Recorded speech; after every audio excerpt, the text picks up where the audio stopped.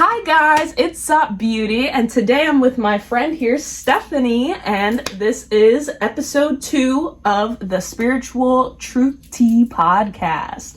And it's been literally forever since the last time I filmed. So this is Stephanie. Hi guys. Why don't you tell them a little bit how you got started with your spiritual journey?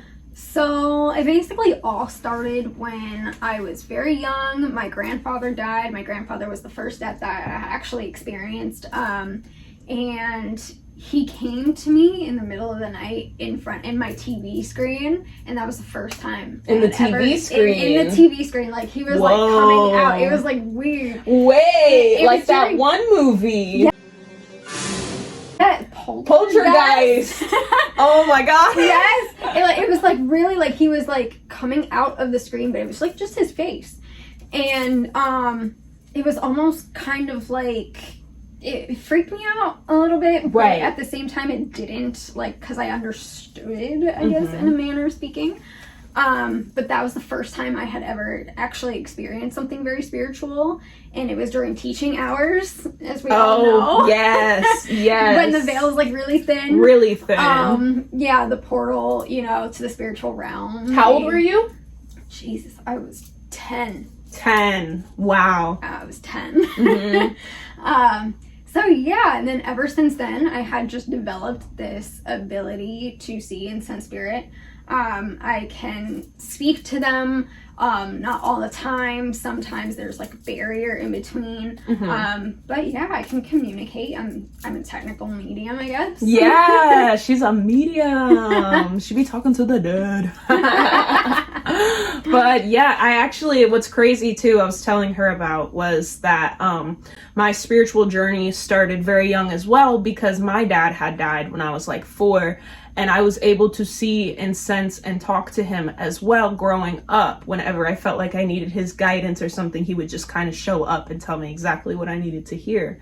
And it's interesting how, like, a death sometimes to someone that you're close to can open up, like, your abilities to not only see and talk to them, but others who are in that same realm or in other realms as well. And I've been telling her that I wanted to tell her about my most recent shroom experience, because girl, it was crazy. I can't wait. It was crazy. So basically, I had these shrooms. They were like albino something, and they're really, really, really strong. And I basically took, I don't know how many, it may be 2 grams or something, but I took like 3 pieces that were big and bulky looking.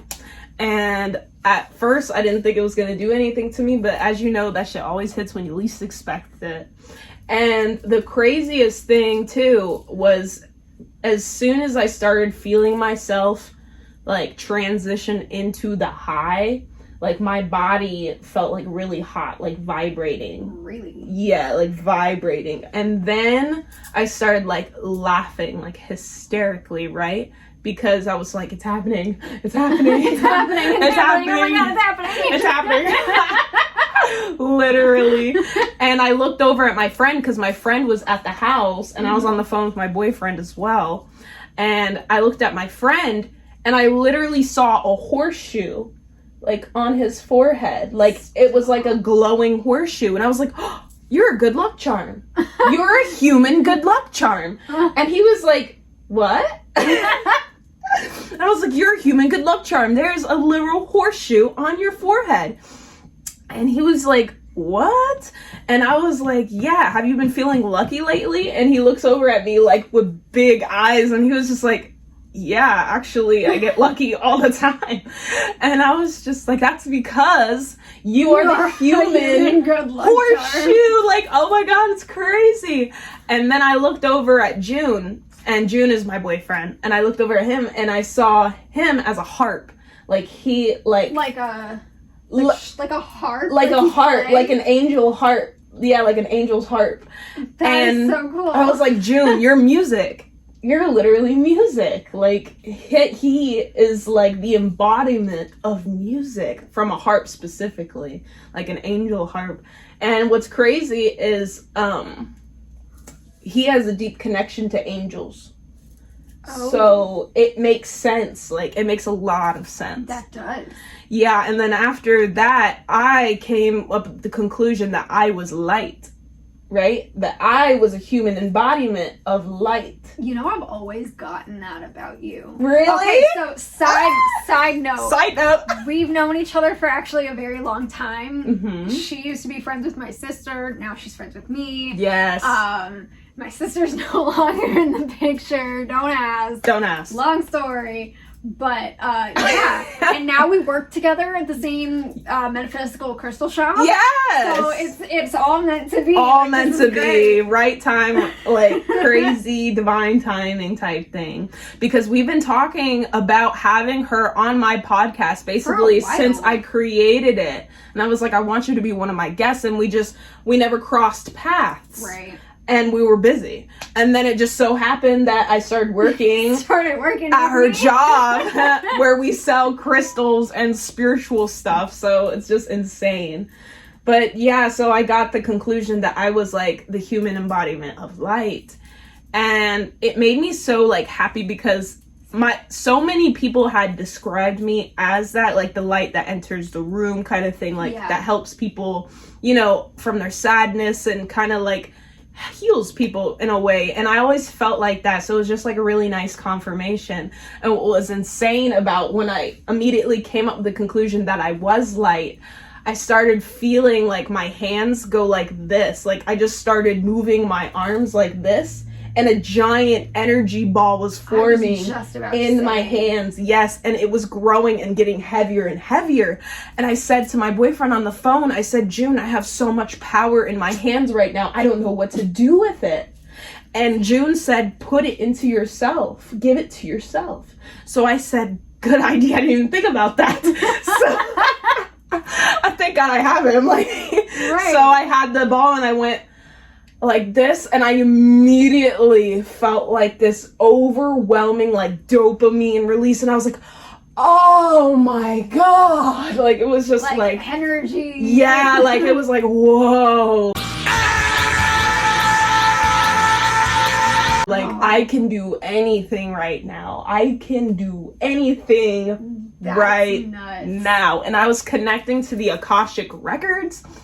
Like, I was like, every cell in my body has a memory of, like, where it was before, you know what I mean? Like, because I believe, this is my belief that I've gotten off of shrooms, actually. It just made it click, and it makes so much sense that every particle has an unlimited amount of data of the billions and billions and billions of years on this planet, because as we know, energy cannot be destroyed, only transferred. So the very makeup of my body is that of the universe, and so is everyone else's, which is why we are all connected at the deep level of consciousness. You know what I mean? Because we're literally stardust. Yeah. You know? Yeah, I've heard that said. Yes. Yeah. And so as I came to the conclusion that I was light and I put that energy ball inside of myself, then this is the craziest thing. This was at night inside the house. I was tripping inside the house, not outside. I was sitting down as I was talking on the phone with my boyfriend about everything that I'm realizing and coming into experiencing moths. Like a bunch of moths, like a swarm, started flying all around me and coming up to my face and like touching my face and stuff. And I was like, what are all these moths doing here? And he said, they're attracted to the light. You said you're light. Moths are attracted to light. And yes. And what's insane is I have a moth tattoo right here on my neck. Stop it. Yes, so I am the moth lady. Because that's nuts. Yes, I have my moth man. Yes! Woman. Moth woman! Moth woman! Yes, and so it made it like, I was like, oh my God, you're right. Because I am light. They're attracted to, and they literally, for like an hour, were buzzing around me. So I was just like letting, and I was like, because, I was like, hi, oh my God. Because my first instinct was, I was like, swatting because I was like, yes. what the hell? Because I didn't know what it was. I felt something just like around me, and then I saw a bunch of moths. Because at first it was just one, and then I saw another one come, and then another one come, and then they were all, and then that's when I realized, I was like, I am a beacon of light right now, and they are like, boop, boop, boop, boop, all on my face, and I was just like, oh my god, just like enjoying it. It was crazy. And moths actually represent psychic abilities. Yeah. Moths represent transformation. Moths represent transcendence. So, and mystery teachings, secret knowledge. Yes. So it was just like a huge confirmation that everything that I was experiencing was meant to happen, because I actually took these shrooms with the intent to understand. Right. Not only just myself, but just understand everything. And that's exactly what I got, because I was even telling him too that, did you know that the universe is made out of code that is the same code that runs our internet and web browsers? Wow. Which further, we are in a simulation, you know what I mean? Like a computer generated simulation. And you think about our brains. Our brains are computers. Yes, our brains are computers, and that is why things don't register right away. Right. Because they have to render into our into our experience. Gotta go through a whole bunch of channeling. Yes. Just like a computer. Like, yes. And I was even thinking that too, is like, I was plugged into the mycelium network. Now, if you don't know what the mycelium network is, it is what mushrooms use to communicate to other plants. And it's just like the internet. That's why they call it a network. Yes, and mushrooms literally talk to each other. They communicate with each other, and they even warn when pests are nearby to let the plant give off its defenses to protect itself. So through the roots of the mushroom is talking to the trees, it's talking to the plants, which is why we can talk to plants and trees as well, because they are a part of us. And when we connect to the mycelium network, we're plugged into their Wi-Fi, and that's why I had all access to their information from all the years of them existing. Right. And in the shroom experience as well, I also came to the conclusion that I am God. Not just me, not like it's an ego thing, but it's I am God, she is God. We are the same in different human physical bodies, but the consciousness is on the same interweb, connected. Yes. And when you choose to acknowledge that as well, you see a lot more signs and synchronicities, which we have. And sorry for my dog. I came to the conclusion that I am, and this is what I said verbatim, I am the great I am the Alpha, the Omega. There is nobody outside of myself, because everyone is me and I am everyone. Verbatim, that is what I said out loud to myself. That is nuts. And it's so true, because so cool. As I'm connecting to this network, everything is God. The trees, the wind, everything. And that's what the Native Americans believed as well. Yeah. That everything has a spirit, everything has a consciousness. Everything does have a spirit, and I have seen it. Actually, I've actually seen it. Like, I wanted to say about the trees. Have you seen the new TikTok craze where people are talking to the trees? And they're so surprised. And yes, I've been hugging trees since I was a kid, bro. Oh my God. I've been attracted to trees for a very long time. I remember back when I was little, I actually grew up not even like 5 minutes up the road where we're at right now. And there was this tree in my backyard that later my parents cut down because it was getting way too big, and they didn't really want like any hurricanes. We're in Florida. They didn't want any like hurricanes like knocking it down and possibly like, you know, ruining our house. But I was always attracted to this one particular tree, and I would color. I was such like a coloring book fanatic. I still have some. And I would color underneath this tree, and it was such an amazing and beautiful tree. And I remember being super sad when they were cutting down the tree, and we had to get like this huge like semi-truck to haul it away, and there were guys just chopping it down. I was crying in my bedroom, like, I want the tree to go. Oh my gosh. But, yeah, people act so surprised. If you can hear me, tree, touch my shoulder, and they're like, oh my god. Wow. It's almost as if. It's almost as if it has a soul. It's almost as if it's conscious. Yes. Yo. Everything really does have a soul. My dog, as you can see, Yeah. Sam. And if you think about it, plants, we work with plants, you know what I mean? Yes. Like we exhale carbon dioxide, which is exactly what they breathe in, and then Yes. they exhale oxygen, which is what we breathe in. So we work together, and we're meant to communicate with each other. Right. We're meant to respect the trees, and the oldest trees have the most information, and they're the Yes. most connected to Yes. that mycelium network because of the hundreds and hundreds and hundreds of literal information DNA stored in this tree, which is so sad that they cut down rainforests and stuff of those mother trees. That's what they call them, like the mother trees, because they have so much Right. information without their roots telling the other Yes. plants what's going on around them. They're more susceptible to dying, and then we're gonna start dying Yes. because we are connected. But you know, I can't entirely remember what it's called. So you know how like when people departure from this, you know, wonderful physical world, Right. you know, people say, oh, well, I want to be reincarnated as this or reincarnated as that. Right. You don't get to choose. Right, exactly. You don't get to choose. But me, I want to be a tree.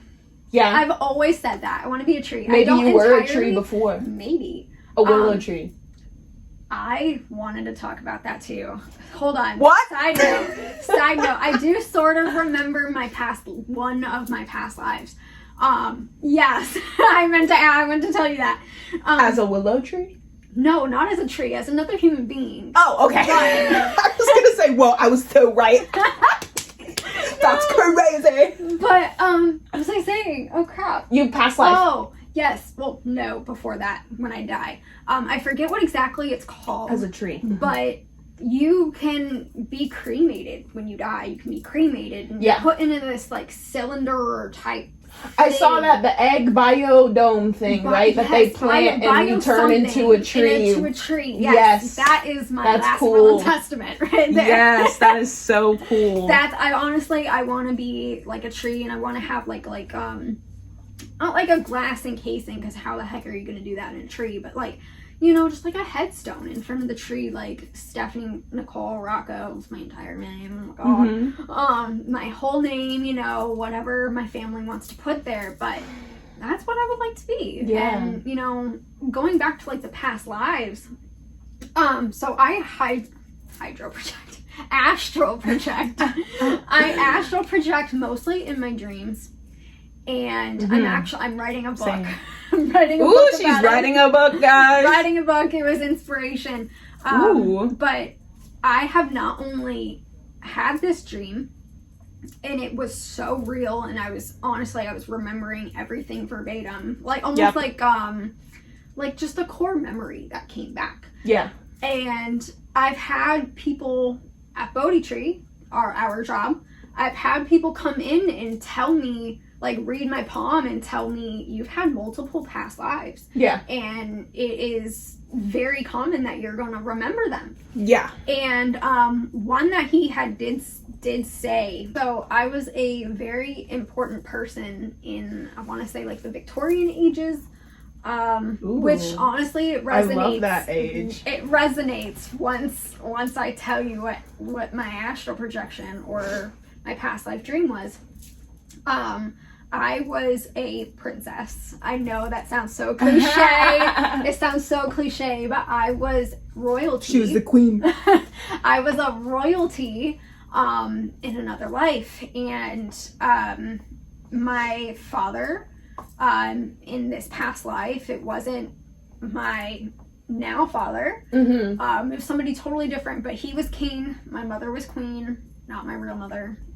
Past life mother. Yeah. Was queen. Other mother. And I in real life, in real time, I have a sister who at the moment I am estranged with. And in this past life remembrance, I was estranged with her as well. There was something that had happened, and she started a war between a neighboring country.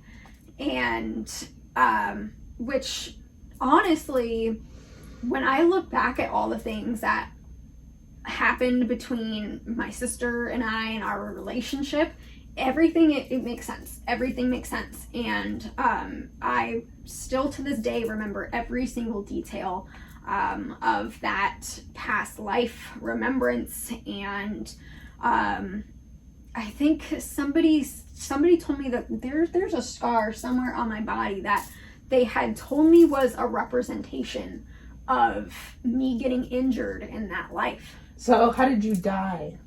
That part I don't remember. So you just got the recall of the life itself, not the end of it. Okay. Yes. Mm-hmm. It's so weird because like the memories that I have of my past lives, I remember a little bit about the life, but I mainly just remember the last moments of my life. Oh. Ooh, really? Yeah, so they're kind of traumatizing.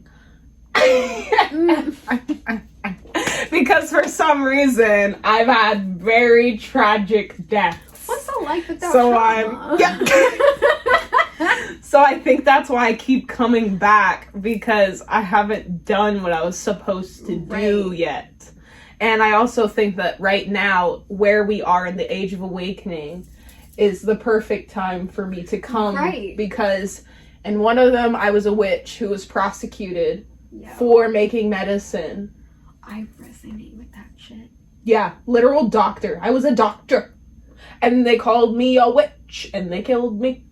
And then I resonate with another past life that I remembered was I was a Native American girl, and I was living in Alaska.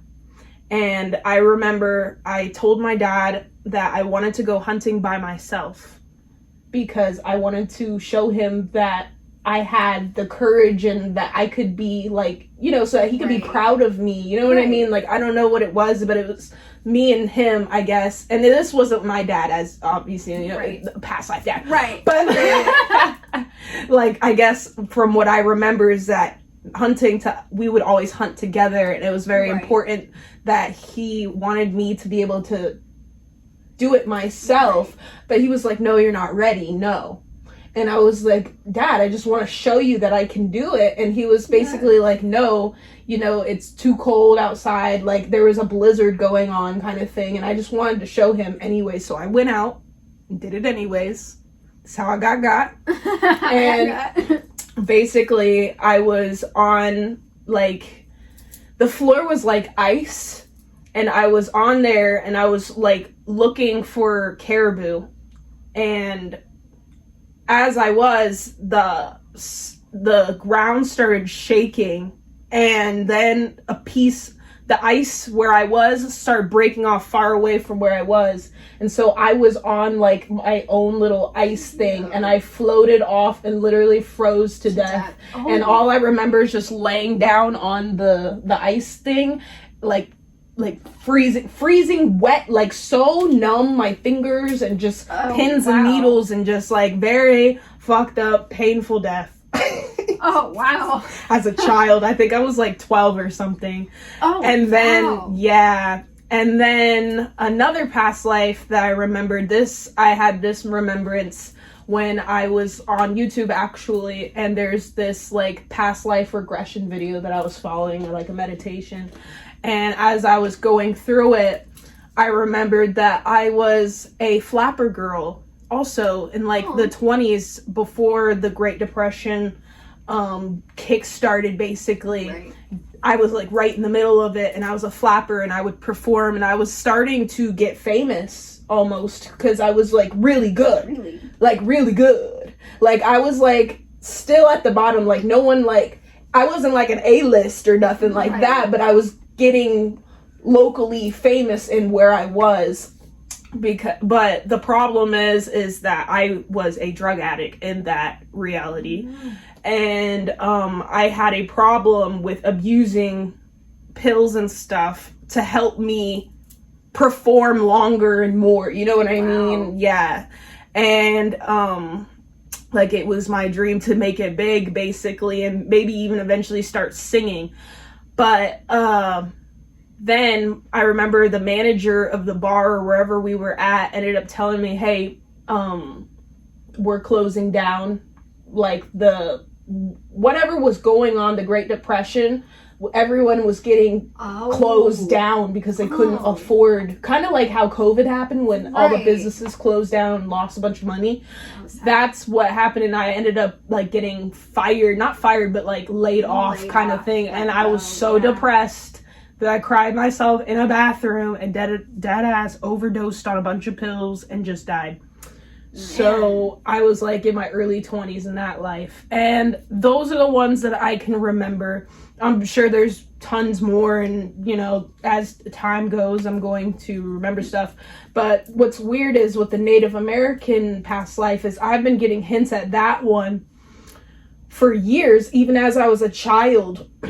Whenever I would be in a pool laying, like, you know how you could float in the water? Whenever I was in a pool floating, like, kind of forward, that's when I got, like, weird flashbacks of me being on, like, a piece of ice floating off. And I always wondered, like, what that meant, because I was bundled up in, like, animal skin and everything, but it was just, like, my clothes got wet, obviously, and, yeah, it's just crazy. So, yeah. I think I actually do remember one, now that you're talking about, like, how you departed. I do remember one past life where I do remember passing, and also the same person that read my palm that told me about, you know, I was an important person, he also said something about how I died in a fire in a past life. And it makes sense because I don't like fire. Yeah. I don't. Like, I will go out of my way to not use those lighters that you have to, like, use with your thumb. People think I'm weird for it, but it's just, I don't like lighters like that. I don't like fire. And so I don't like deep oceans. If I'm lighting a candle, I'll, like, take a really long match, or I'll use one of those really long butane lighters, and I'll keep my distance from the fire, because I don't like it, like, at all. Yeah. So, like, I'll go out of my way to avoid it altogether, and it makes sense as to why, because I died in a house fire in a past life. Yeah, that would cause some trauma. Yes, absolutely. But as we're on the subject, astral projection, which is almost the same thing, give or take. Yeah, well, because we went to the past. Right. So that is astral projecting, because you're projecting yourself into even before this past lifetime. You know? So here's an awesome one for you. During all of, and trigger warning for anybody, but during the murder of George Floyd in the Black Lives Matter movement, Black Lives Matter always, I had a astral projection. And I saw myself in this home of somebody. It was a beautiful home. There was a big party going on. And I remember being very upset. Specifically, I don't remember why, but I was very upset. And I had gone into this secluded area by myself, and this beautiful woman of color, around my age, I would say I'm 28, came to me in this room, and she sat with me, and she held me, and she told me, it's gonna be okay, I see you, and I love you. And we shared this very vulnerable, raw moment, this very vulnerable embrace, and it was just so beautiful. And that's nice coming from a stranger, too. Yes, I didn't know this woman. I did not know this person. And I remember it very vividly when I had woken up in the morning. And I was thinking about her all day. Yeah. All day. So, okay, now fast forward all these months later, and I've working at the Bodhi Tree where I'm still working now, currently. And it was me and our now coworker Madison. And this couple came in, or at least I thought they were a couple. Yeah. It turns out they were brother and sister. But this beautiful couple of color came in, and I kept staring at this woman. And I didn't want her to think like I was like weirding her out or anything, but I kept staring at her. Yeah. And all four of us, we really just connected on a very spiritual level. And I had just kind of blurted it out. I was like, listen, I know I don't know you, ma'am, but you are very beautiful and you were in my astral projection. And then I had explained everything I had just said. And she looks at me and her eyes get like bright and wide.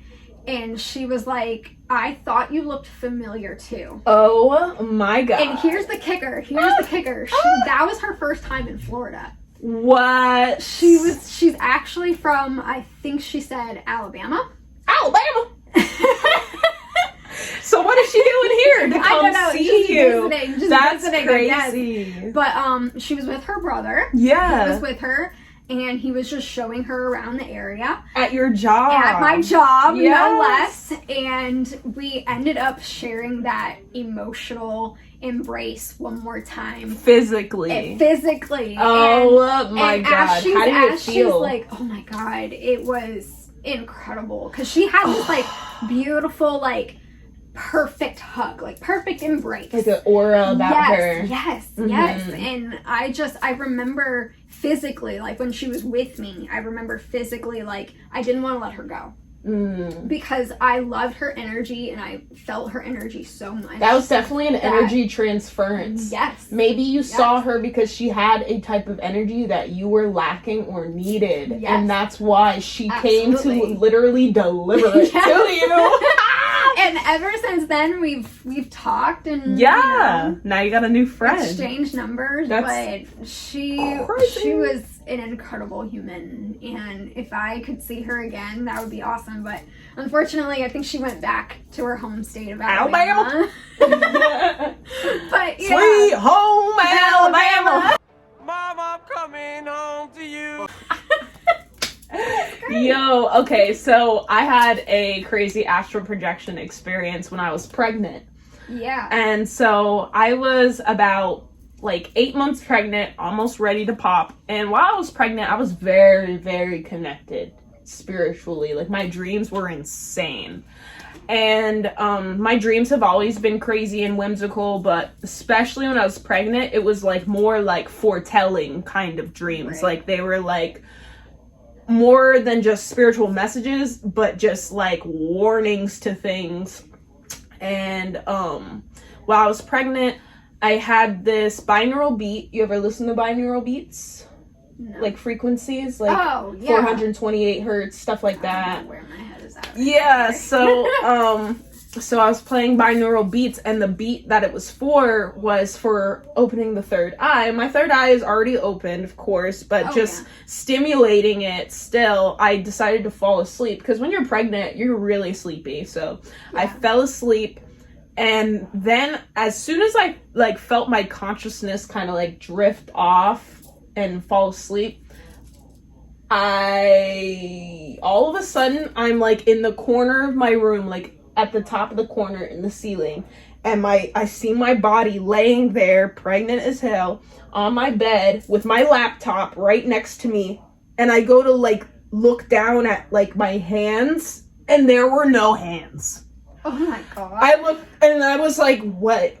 Like what? Like I was thinking in my head things, but I couldn't out loud speak, because I tried to talk to myself, like, but I had no mouth. I was just consciousness, bro. I was just a particle in the air looking at my body sleeping, and I started to freak out. I started to freak out because even though I had knowledge of astral projection, I had knowledge of all this spiritual stuff, but when it happens, you weren't expecting it, because I didn't. Like, I put on the music, but I thought that was just going to help me go to sleep with subconscious thoughts. I didn't think I was going to be in the top of the corner of my room. So when I saw myself, I got scared. I was like, oh my God, what if I'm dead? What if I just died right now? I gotta come back to my body. Yeah, I gotta go back to my body, literally is what I was thinking. And it was like, I was stuck there, like freaking out for like a good, I don't even know because time doesn't exist, but it felt like a long time. And I was like, oh my God, what do I do? And then I was like, wait, if that's my body, maybe I can try to will it to do something because that's my body. You know what I mean? So I was like thinking, because I can't speak, but I was thinking in my head, I was just like, move your fingers or move something, move your toes, move. If you can hear me, move. And nothing, right? And I was just like, oh my God, come on, roll off the bed. And nothing was happening. And then I was like, come on, because I knew if I could get myself to roll off the bed, I could wake up. Right. Because it would cause my body to be in shock and just snap me back. So I was just like, roll off the bed. And then I saw my body started to move, right? Like I saw literally, I'm going to demonstrate. I literally saw my body start to go like this. Oh my gosh. Like it was like rolling. Wow. Yeah, it was like it would do it and then stop. And then do it and then stop. And then finally I got it to go all the way and I rolled over and fell on the ground, woke up, and I was like Yo. like what the? That was involuntary. It freaked me out and it lasted for a while, but that's when I really took in the personal power, though, that I can will things to happen. You know what I mean? Like, there is, when you think there's no hope, like, you just need to put your intention into something and focus on it. Yes, I've literally, like, I'll have bad dreams, and it's really nothing that, you know, I do before I go to bed, but I'll have some pretty bad dreams, and I'll lucid dream and I'll wake myself up.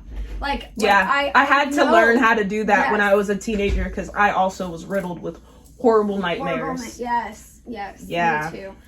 But yeah, it's something I've had to learn too myself. Like, if you don't like something and you know, like, you're dreaming, and a lot of the times, like, I'll know when I'm dreaming. Like, I'll know, okay, this is going on in this dream. It's a dream. I know it's a dream. Change the environment. And because we are God. We are God. We're creating our reality right in front of us. And if we realize that we have this power, if we acknowledge it and we practice it, there's nothing that we cannot do. Absolutely. Because we are the fabric of this entire universe. You know what I mean? Like, everything is here for us. Yes. So why not take advantage of it? The reason why we have a pineal gland in the first place is so we can connect directly to source. Where we come from. What all of us are made out of, like a communication telephone kind of thing. So cool. We're playing telephone. Yes, and it's so empowering too because there's this negative low vibrational energies that exist, of course, in this world because there's a balance between yin and yang. There's a balance between light and dark. There's a balance between evil and good, right? And we're all a little bit of both. Nobody's 100% an angel. Yes. Nobody's 100% a demon. You know what I mean? Like, everybody is yin and yang. Some people are unbalanced, and that's what causes horrible people. That's what causes goody two-shoe people. Because some people are just, like, unbalanced. But when you're balanced with your divine feminine, your divine masculine, your divine light, and your divine darkness, when you are connected and you acknowledge that, there's literally nothing you can't do because now you're using both hemispheres of your brain. You're using them together, and when you hemisync, that's when you're able to travel, astral travel. That's when you're able to speak to spirit. That's when the veil is no longer there because now it's not like a game, like a simulated game anymore. Now that we're aware of the game, now we have the cheat codes. You know what I mean? Now it's time to really start living. Now, if we could get everybody to understand this personal power, because these lower vibrations, they feed off of fear. They feed off of they're still asleep. That's why we have the slang woke. Yeah, but even wake up. Even the illuminated ones in the secret society, they know everything that we know and more. But they want to keep the power to themselves. That way they can have their cake and eat it too. When really all of us can have a whole buffet. You know what I mean? And not to get like religiously political or anything on this page, but that's what is a lot of these Christians' problem. Churches, alike, they don't want you to know any of this because it's all a control tactic. Yeah. The real Bible that hasn't been edited or changed is locked up in the Vatican with security guards with guns and helicopters and all that stuff. What do you think is in there? The Spear of Destiny is in there. The goddamn manna machine is in there. The goddamn actual books that were taken and rewritten are in there, bro. This girl knows her on stuff. Scrolls, like everything, even like probably Akashic records are written physically down on scrolls in there. And there's a reason why no one is allowed to go in there, which is why I don't trust the Pope. Low key, I don't trust him. And then he was saying stuff about aliens coming here and wanting to baptize them. I was like, what the hell? Yeah, Pope Francis. Pope Francis said that aliens were here and that he wanted to baptize them to save their souls. For example, tomorrow an expedition of Martians came, and some of them came to us, and one says, but I want to be baptized. What would happen? Pope says he's into baptizing aliens. Well, guess what? Aliens were already here. And absolutely, they don't need to be baptized. They're already ascended, dude. We're the ones that's behind, okay? We're the ones that have not evolved yet.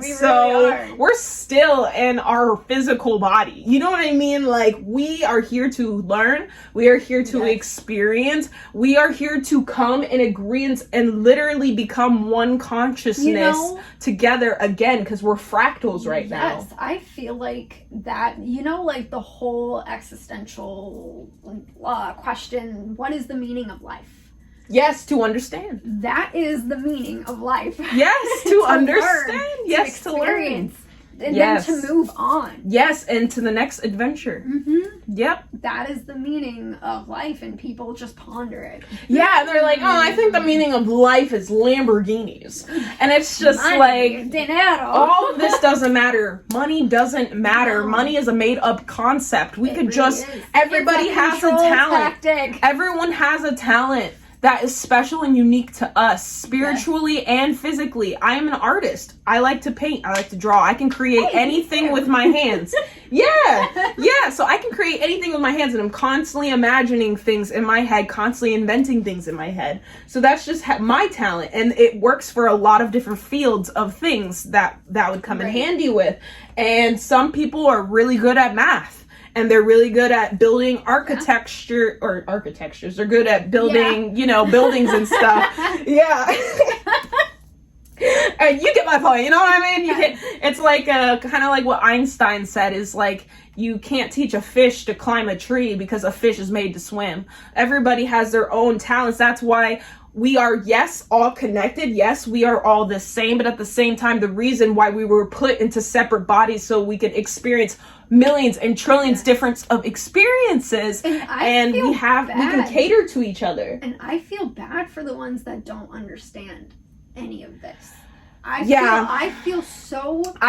bad. I feel pity. I feel pity, really, because it's like the amount of relief, the amount of release, the amount of amazement and miracles that happens. It'll astonish you. It'll change your life. You know what I mean? People think that this is it. A lot of people suffer with depression because they don't know who they are. Yeah.